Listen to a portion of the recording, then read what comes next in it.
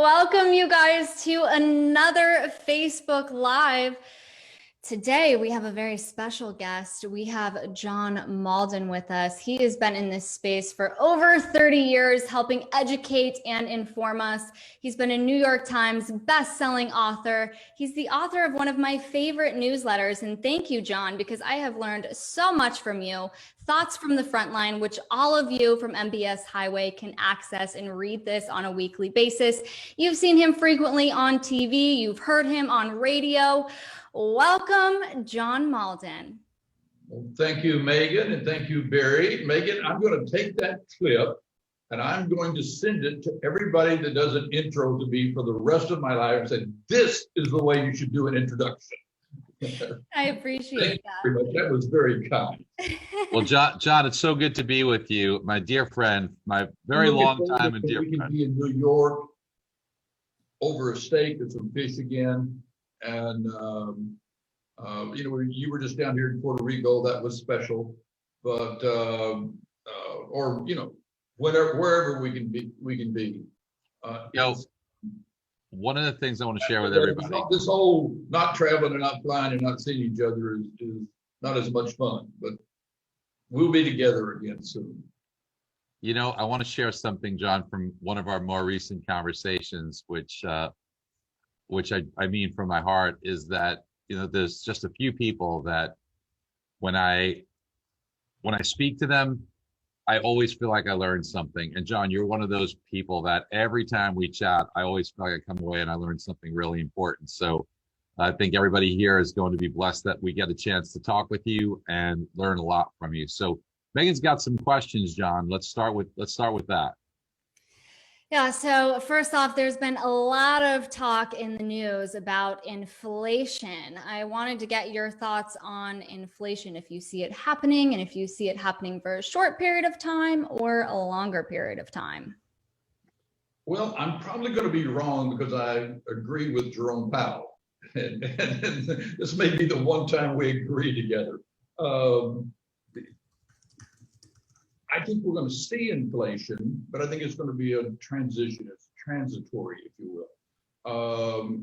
Transitory, I'm talking about like 6 months, 9 months, a year, not 2 or 3 months. I mean, first of all, we're going against really low comparisons.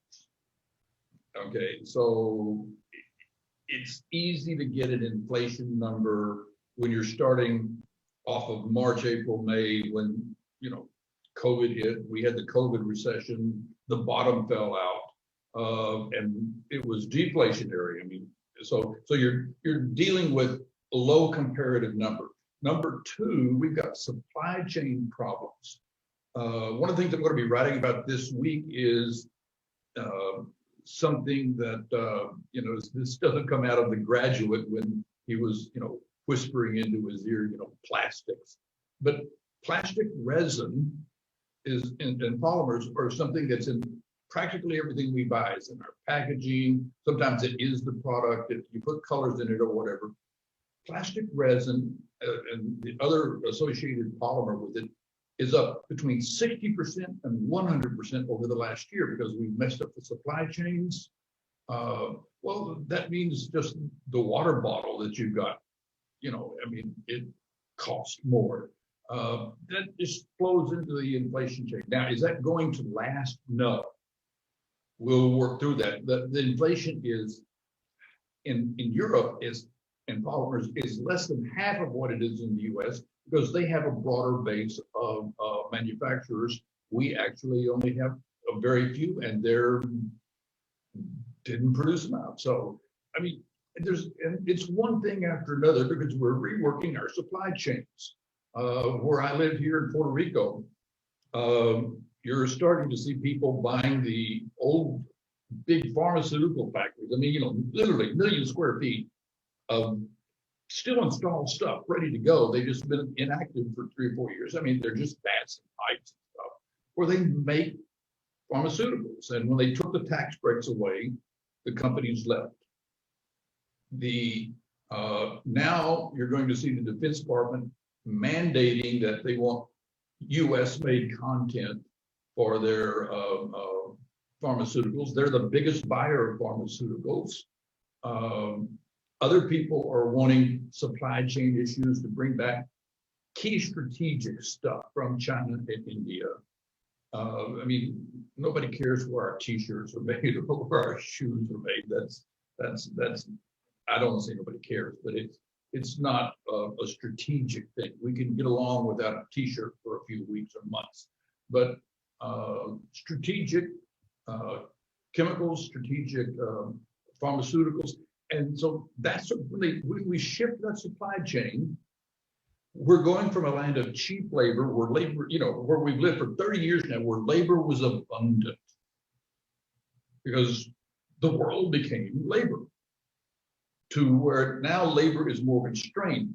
We have another factor, that technology is making our labor more efficient. So we're going to see fewer people employed making more stuff, but it's still going to put some cost inflation on that as it transitions.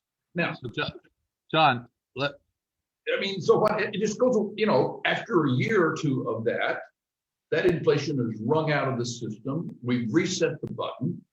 So that's why I agree with Powell, where it's transitory, but it's going to be an uncomfortable transition in the short term. Even though right now the Treasury bond, and Barry, you and I have talked about this a couple of weeks ago, Treasuries are telling us that at the 10-year is back down to 155 this morning.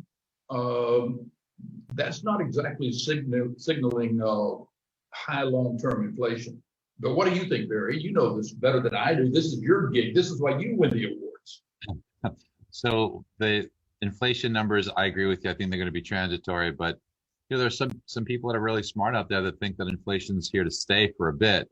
I think that the 10-year Treasury. What do you mean by a bit?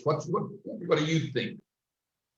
I think that we start to see inflation subside towards the end of the year for a couple of reasons, because supply chain, as you said, comes back. I think that alleviates things. I also feel that the effect of the stimulus is going to wear off, just like we saw in 2020. By October, it was already fizzling out. And I think that by the fourth quarter, we'll likely see something similar. So inflationary pressures will subside. And I think that we come back to an inflation rate that's below 2%, and rates probably start to head lower, because I think the market begins to think about how we're going to keep this economy going from here. And do we think about maybe a recession in 2022 or 2023? And I'd love to get your thoughts on that. And you did so many wonderful letters. Well, all your letters are great. I think you're the best writer out there, period. And I was honored that a couple of weeks ago, we talked a lot about housing from the stuff that we talked about together. But you also did a recent letter that talked about how the stock market potentially getting ahead of itself and being overvalued. So I'd like to ask you, maybe we can combine those two thoughts. Do you see a recession 2022-23 as a possibility? Maybe it's not the textbook, but do you see a void or a slowdown coming? And how do you feel about the stock market's either reaction to that, or how does it proceed from here from its state, which can be considered to be overvalued potentially? Fair questions, good questions, hard questions. Let's go back and rewind the tape to 2019, the end of 2019. Let's put our heads where we were, and we were watching the economy slow down. People were beginning to talk about the potential for recession 2020, 2021, or at least a real growth recession, if not an actual recession, slower GDP. And because so we didn't have a really healthy environment. Market was still doing fine, but it was flopping around. And then all of a sudden COVID hit and pulled out the props. So now we got this huge stimulus, and I mean, we're talking trillions got shoved into the economy. We have this new thing called Robinhood. You're old enough to remember, Barry, when in your youth, Megan, you're too young, but we used to have things where you had to buy in lots of 100. If you bought a stock, IBM was selling for $30, you had to spend $3,000 because the brokers didn't want to sell you less than 100 shares. Okay, and then as time went on, it got easier for the technology to split it up, and so you could start buying single shares. So, you didn't have to buy 100 shares; you could buy 20 shares or 50 shares, and then so you didn't.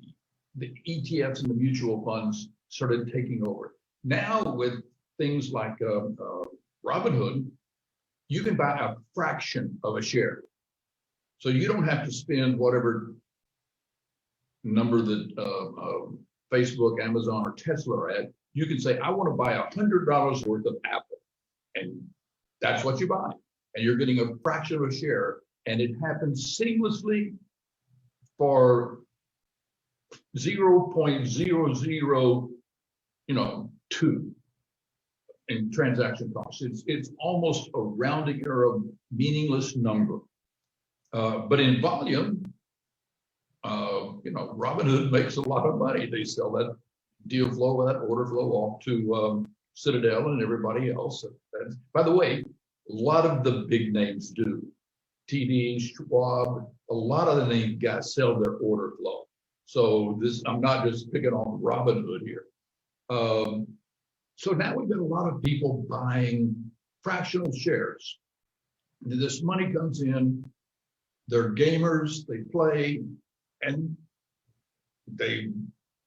what do gamers do? They look at movement, and that's what they shoot at. So if you're treating the market like a game, you shoot at the movement. And then you get with the Reddit message boards, and it becomes more of a game program. You know that the big traders, the hedge funds, are watching this, and they're trying to step in front of that momentum. So there's cash is cheap. So we could see the markets go up from here very easily because we're throwing a lot of money into the markets between the government and the Federal Reserve. Precisely as you just pointed out, what happens when we cut that off? Which, when this money runs out, when this stimulus runs out, there's not going to be any more pushing money to the markets. You're not going to see the wage inflation. Right now, if you're making, let's say you wanted to make $12 to $15 an hour, that's what a restaurant or a bar wants to pay you. And in fact, they want to pay you a lot less and let you make it up on tips in a lot of places. So you're making 17 to 18 bucks an hour on unemployment. Why should you take a pay cut? I mean, honestly, to go back to work at a bar. When you can go back to work at the bar, and right now, companies, hotels, restaurants, they're trying to reopen. We're in the middle of getting our vaccines. You and I have talked about, we both had our vaccines now, Barry. So more and more of my friends, my daughter my kids are starting to text me that they've gotten their second shot because they're in their 30s. So, they've opened it up to everybody. It's happening. And we'll get back to something that looks like normal in the sense of we're going to go to restaurants, we're going to travel some, we're going to want to be with each other. We're actually going to start going. There'll be a day, Barry, when you and I get back and we sit in those wonderful seats behind home plate at Yankee Stadium. I will admit I was a little bit of a jerk when I wore my Texas Rangers jacket sitting behind Mayor Bloomberg on the second row right behind home plate during the World Series against Texas. But, God, sometimes you just got to do things. But we're going to go back to live sports. We're going to have speaking of live, I'm live on my phone, so I've got got those things off. Better than these things. So much for being professional. But this is my first Facebook Live. I'm just learning, guys. You're doing great. You brought up a really good point, though. You know, this happened to me the other day. I was getting a ride to come into the office, actually. So I got an Uber, and it was taking forever for the Uber to show up. I mean, this was giving me a pickup time of 45 minutes. And normally, you know, you can get a car in 5 minutes. So the guy picks me up, and I'm having this conversation with him, you know, why is it taking so long? And just as you mentioned, you know, why do people want to go back to work when they're going to make less? This guy was talking about how they're actually paying them more to drive people around because there's so many people that are not coming back to work because they are making more money on this stimulus. Yeah. We're paying them to. That goes away, and then all those people are going to come back to work because, I mean, that's what we do. That's normal. And that wage inflation that we're seeing right now will begin to recede some. Now we're going to see some businesses have to raise their price a little bit. So, but that's normal. That comparison goes away as well. The stimulus money goes away, and then the market has to make it on its own merits. Now, we've had so far a heck of an earnings season. Things are, you know, going well, Barry. I mean, But do you see a recession potential in 2022, or at least a slowdown towards that? The answer is actually I do, simply because we're going to lose that stimulus. And we've been depending on that. We're changing our supply chain. We're changing up a lot of things, and the transitions can always get bumpy.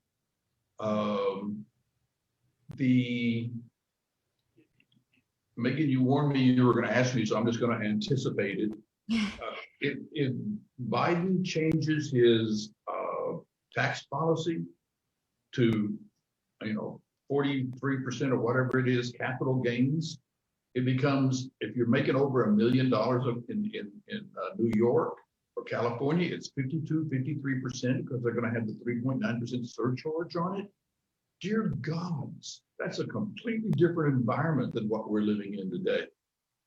And there's going to be a lot of people that are going to sell in anticipation of that happening, if it looks like it's going to happen.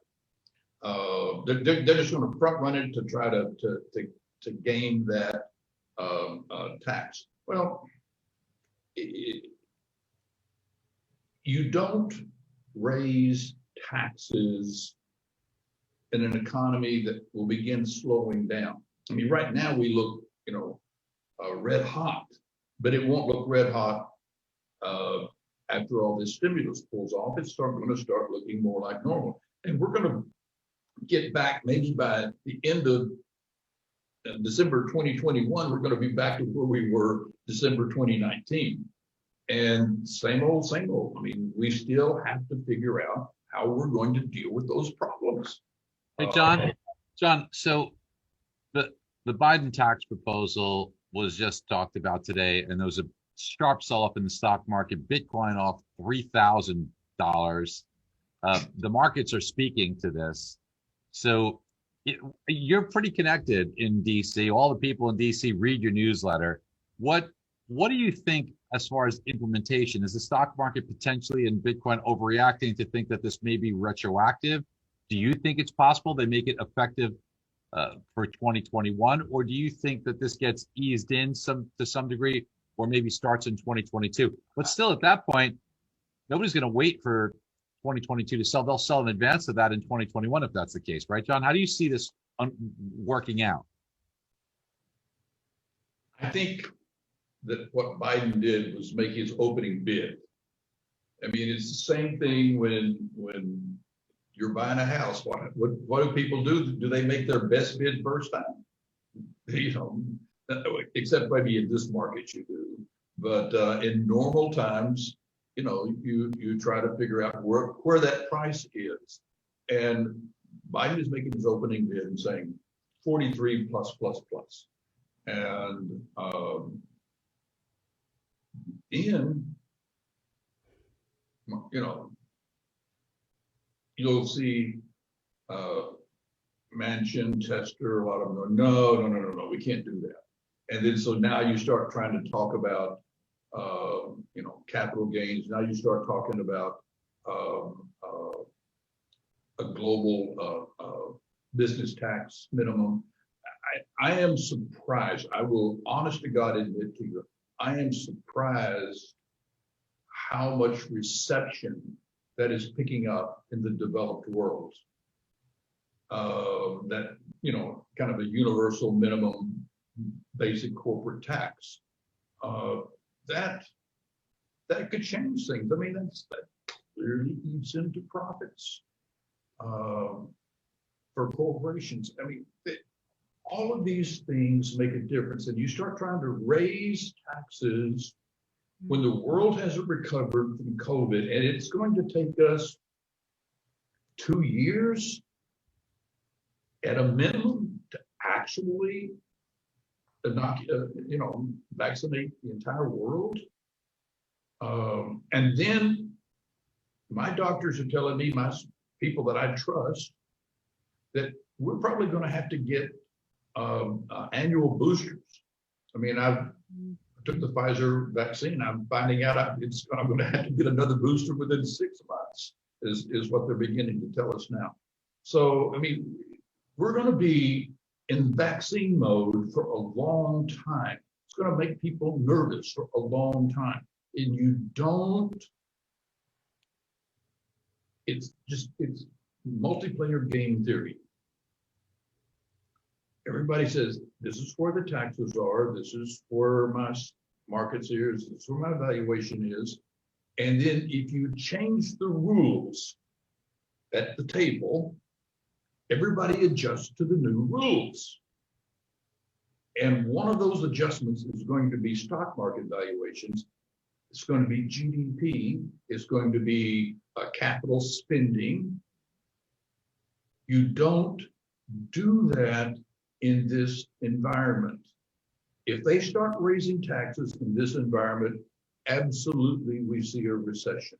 And I would be surprised if they're going to do it, they've got to do it before the end of this year, because they will not raise taxes in an election year in 2022.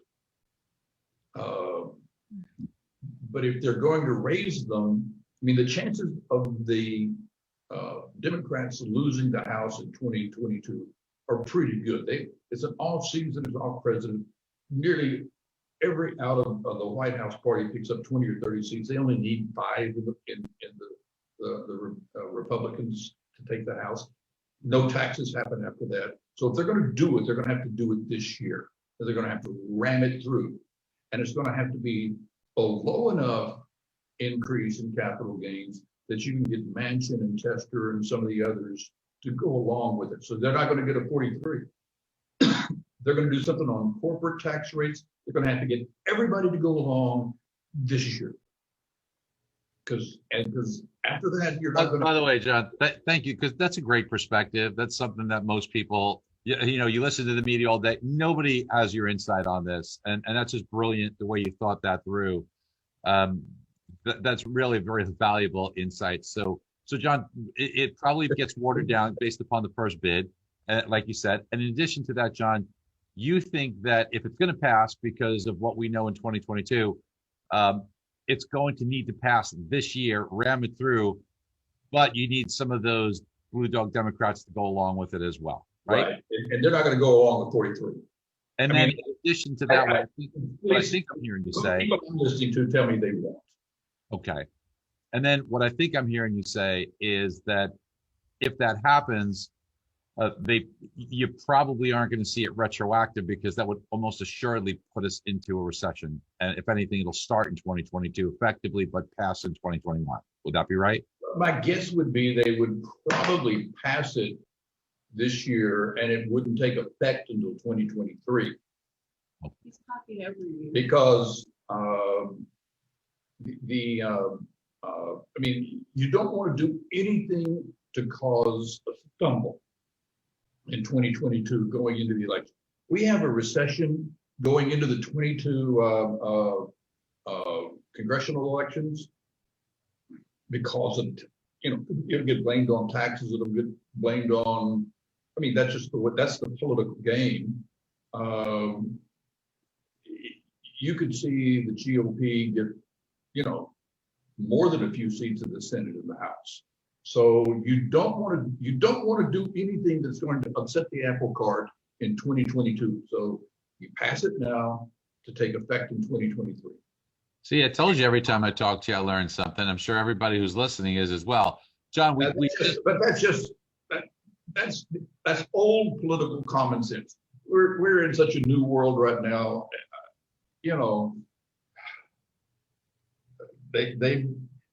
They may not care. They may think they can just spin their way out of it. I don't think they can, but we'll see. John, let's talk for a second here. We touched on it for an instant, and maybe this isn't something that you want to really talk about. But what are your thoughts on the cryptocurrencies, Bitcoin? I mean, geez, freaking Dogecoin. Dogecoin is that's been on a roller coaster. Well, I mean, okay, you got something that was started as a spoof, and now it's 2013 is a joke, and it's up 8,000%. And my son, I swear to God, my youngest son called me up day before yesterday, and he had put $250 on his phone into Dogecoin, and he was sitting at like $589, and he wanted to know, what do I do? And I said, sell $250 worth and then don't look at it for a year. He says, but I look at it all the time. I says, if you're looking at it all the time, that's not how the professionals do it. Take your money off the table, stop thinking about it. Now you're playing with house money. I mean. By the way, everybody who's watching this, what a very valuable lesson right there in the way that you could think about investing. What a really valuable lesson just in and of itself. So what do you think about the currency of fiat currencies being debased all over? It doesn't look like that's going to stop. And then you've got they're finite amount of Bitcoin. Against what? Well, that's the thing, right? So you got all the fiat currencies being debased, but you have a finite amount of Bitcoin at 21 million. And that's part of the reason why it has been being accumulated. Okay, that is the Bitcoin mantra. And I will admit that while I have not personally bought a Bitcoin, I mean, I was first told about it when two kids shoved a mic in my face. Literally, Bitcoin had been out for like 3 months, and they wanted to do an interview with me, and I'd never heard of it, and so I didn't do it. But it was sitting at 5 cents, and the worst mistake I ever made was taking $5,000 and buying a bunch of Bitcoin at 5 cents. Because I mean, they were so young and enthusiastic, I should have just bought on their enthusiasm. But I will admit to having given money to people who are trading Bitcoin and cryptos, and they are doing well. I mean, I don't have the knowledge to do that myself, and so I can't say that Bitcoin hasn't been, and Ethereum and some of the other cryptos haven't been good for me. I have a question about gold. Well, I still have my gold. I'm tempted to start, if it doesn't start moving again, I'm tempted to start buying some more. But go ahead, Megan. Well, that's another valuable lesson right there. But yeah, it's been so interesting watching gold. But before we run out of time, because I know that we're getting close here. So wait. I know we are, but I wanted to ask John's thoughts real quick, just 30 seconds on gold. What do you think on gold since we brought it up? Here's what I do for each of my grandchildren. And since they're not going to be watching this, because the oldest one's 11, and they don't even use Facebook. It's so like yesterday. But I buy a fixed amount of gold every month for my grandchildren. That's, it was hard money, hard asset alliance or whatever, part of our group. And it's goes into an actual real vault. It's physical gold in Zurich. And I've been doing that since, you're born. We set up a new account. Here's the same amount of money. They don't know about it. So when I started buying it, 10, 11 years ago for Lively, I'm thinking she's going to need this in 20 or 25 years. What do I want? What asset do I want to buy in 20, 25 years? And this is 2010. I should have bought Amazon or whatever, Apple, but I put it into gold because that's something that I know will be there when she's 25 in 2035, and it'll be valuable. It's gone up, and so that's what I think about gold. So John, I'm going to ask you a question, but I first want to talk about how everybody's going to benefit from your knowledge and your amazing circle of experts and some of the most brilliant minds, really the most brilliant minds in the financial world are all attached to you, every single one of them. But I'm going to ask you a question in a minute after we talk about that. And I want you to just start thinking about it in the back of your mind, is that if you were to tell people watching right now your favorite places that they should be looking to invest, I just want you to think about that right now for people. But Megan, I know you had a question with regards to John's SIC conference. Yes, you do have the Strategic Investment Conference coming up. This is happening May 5th through the 14th. Tell us a little bit about it. Well, this will be our 18th annual conference. Last year at this time, we realized we couldn't do a live conference. So we started scrambling to do a virtual conference. Turned out to be our largest conference by ever. We priced it lower considerably. So we had a lot of people that couldn't come and, but wouldn't do it virtual. We're doing it virtual this year because it's still too early to collect people who are over 50 and 60 years old and put them in a room. I don't want my best friends in a petri dish. But this year, knowing that we were going to be virtual, it made it an unlimited ask. I can ask anybody, and we asked them, approach a lot of names. So I'm just going to sit and read because I can get to it pretty easy. Here's who we've got: Ron Barron, one of the greatest investors of all time, small cap, big caps. David Rubenstein, the founder of Cargill. Kathy Wood of ARC, we all know who she is. Super hot right now. Huh? She's super hot right now. Super in vogue right now. Richard Fisher, who was the president of the Dallas Fed. Howard Marks at Oak Tree Capital. Peter Boockvar, Ian Brimmer, geopolitical fame. Some guy called Barry Habib is going to be there with Ivy Zellman talking about, you guys were such a hit last year. Everybody loved you guys. Louis Gobb, George Friedman, Lacey Hunt, Ben Hunt, Jeff Emmons from GE. Doug Cass is interviewing Byron Wien and Jerry Jordan. He says Jerry Jordan's the greatest trader in the world, that Byron Wien is the greatest strategist ever, and he's going to be interviewing them. We're going to be doing things on SPACs. We're talking about a brand new technology for gold mining with another Canadian multi-billionaire who's opening a brand new mine, reopening a big mine in Quebec.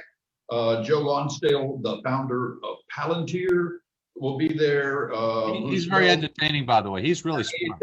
I know I'm name dropping, but dear gods have mercy. Bill White, the BIS chief economist, Felix Zulauf, really, Mark Yusko. It's amazing because I get these guys in a virtual room, who you could never do that. Trying to bring them all into one time for 3 days because they got to fly in, they got to speak, and they fly out. I couldn't afford them. That's a $2 million speaker budget. If you can even get them, that's a $2 million speaker budget I just went through. And you'd have to charge $10,000, $15,000 for the conference. So that reduces the audience. I mean, we'll go back live someday just because it's too damn much fun, and I'm going to do it. And you've been in my SICs, but I I'll absolutely never have a lineup like this again. And they just go to Mauldin Economics. I'm sure Megan can type it in, and it'll all happen. we will Mauldin post the link in the comments. The right-hand side is for our conference. It's a 50% off right now if they do it today. And it's virtual. We have transcripts. You will get a password. You can watch it. So if you're not watching it live, you can watch it on your own time and set it up, and you can rewatch everything. It's really cool. We got the best technology for pulling this up. So I mean, you're not gonna. It's like the most fabulous dinner we ever put together, Barry. I know, and those dinners are always so great, Sean. But I've got to tell you, you were kind enough to allow me to be a participant, which you've done now 4 times to allow me to participate in your events over the last 10 years.